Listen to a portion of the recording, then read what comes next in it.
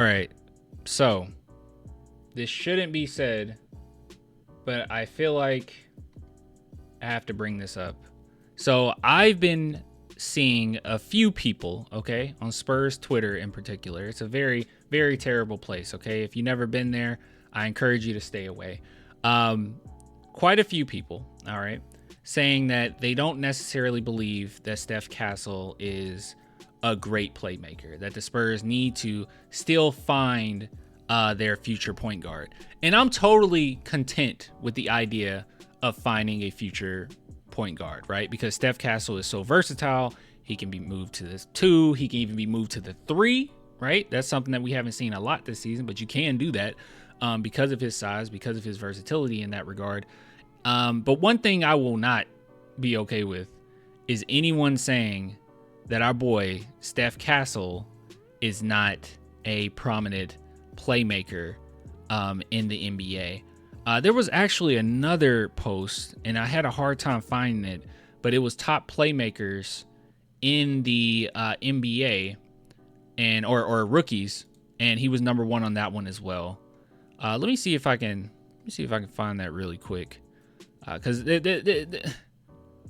there's no way you genuinely believe that. Let's see here. This, I'm trying not to show any names of people going back and forth with this. Here we go. Found it. The top 10 rookies in playmaking talent. Steph Castle, number 1.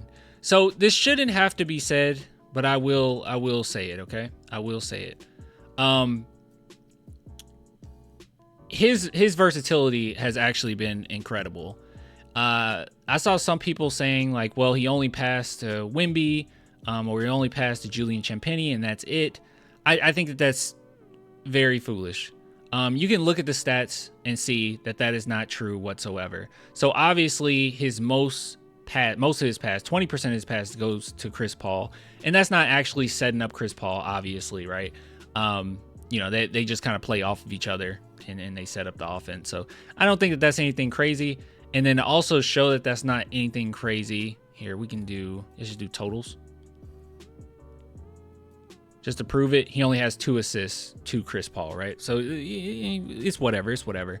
But you can look around and see how great he's actually been. So as far as who gets the ball from him, you got Victor Wembanyama with 12% of the passes that he passes and 17 assists to Vic.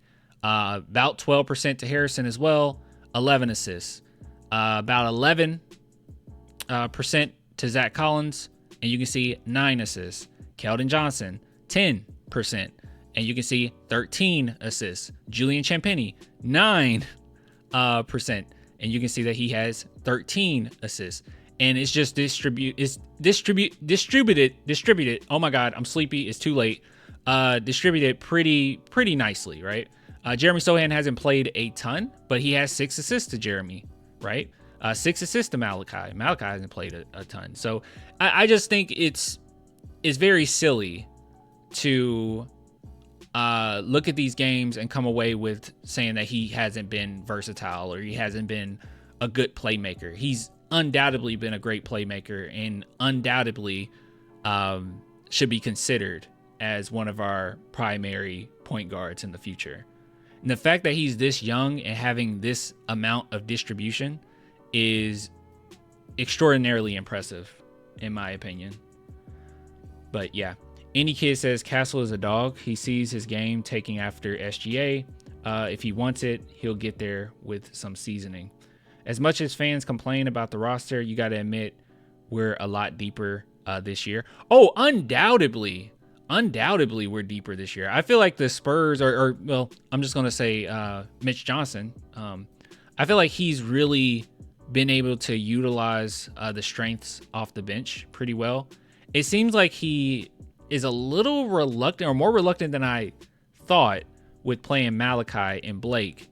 But when the time is needed, he definitely will put Blake Wesley in there, right? And in time needed, he'll definitely put Mamu in there. But yeah, you can experiment quite a bit with that bench, and you've been somewhat successful. I feel like we've been somewhat successful. With all the injuries, it's kind of hard to gauge how good this team actually is. But I still believe they can beat just about anybody. I don't see many teams beating them when they're on their game, hitting on all cylinders. Same personnel, but better energy. It's not the same personnel, right? It's not the same personnel. Yeah, it's not the same personnel as well at all. The addition of Chris Paul and Barnes and Castle cannot be understated. Cannot be overstated. I mean, Castle and Trae Young can coexist. Castle and anyone can coexist, honestly. True, CP3, Barnes, and Castle. Doug, good point. Yeah, it's not the same. It's not the same personnel. I mean, that's actually a big deal. Like, look at the Spurs roster here. Spurs roster 2022-23. Or what am I doing? It'll be 23-24. 23-24. Let's see here. Yeah, we can go to ESPN. Why not? Okay, ESPN just showed this year's roster. Let's not go to ESPN. Let's go to Basketball Reference. Yeah, look at this. This is completely different. Completely different roster.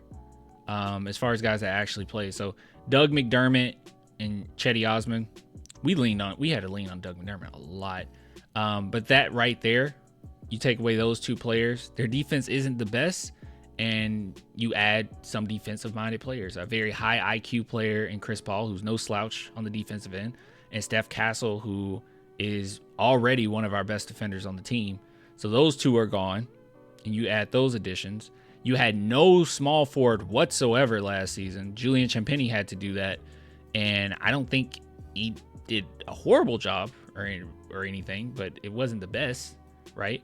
And now you have Barnes in that position, and you can move Julian to more of a natural, shooting guard. How he's been playing, he can play small forward a little bit, but he's not a great forward, I don't think. Yeah, it's a big swing, I think, this season. I do miss Dominic Barlow, but yeah, it was hard to see how he fit for a while. Osman could have helped right now. He is a high basketball IQ player, and yeah, he could help right now, but we're good. We're all right. Big swing. I think this is a big swing. Nowhere near championship ready or anything, and only time will tell. But yeah, Castle would benefit from developing a little floater. Would limit those offensive fouls in traffic. Dude, he gets fouled. I know there's some offensive fouls he's gotten, but he gets fouled so often going to the rim. And unfortunately, we're just going to have to wait till refs can recognize that he's getting fouled. I don't know. It seems incompetent at this point. I don't understand. I don't know why you have to be a certain year in your career to get foul calls. I don't understand that. It should just be routine foul calls. Rookie no call. He gets no calls. And I feel like we got into the point where we just accept that, but it really doesn't make a lot of sense when you think about it. Why would he not get calls if he's getting fouled? Why are the refs giving him a welcome to the NBA moment? What are we doing? Rookies don't get foul calls. It's stupid. It's silly. It's silly. Just call the game how it is. If he's getting fouled, he's getting fouled,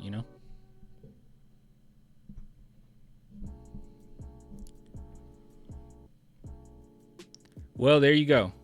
Muhammad says, last 2-minute report against the Pelicans mentioned 2 uncalled fouls on Castle. It was so obvious. Refs try to straight up rob us last game. I don't get it. I don't understand that. We've gotten used to it, right? We're like, oh, well, he's just a rookie. Why is that even something that should be debated? If you got fouled, you got fouled. Nothing new? Yeah, it's nothing new. It's nothing new.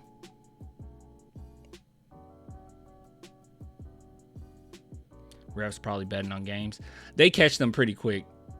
I know you're probably joking, but they catch them pretty quick, and that's not happening. All right. Let's end this segment. Let's end it.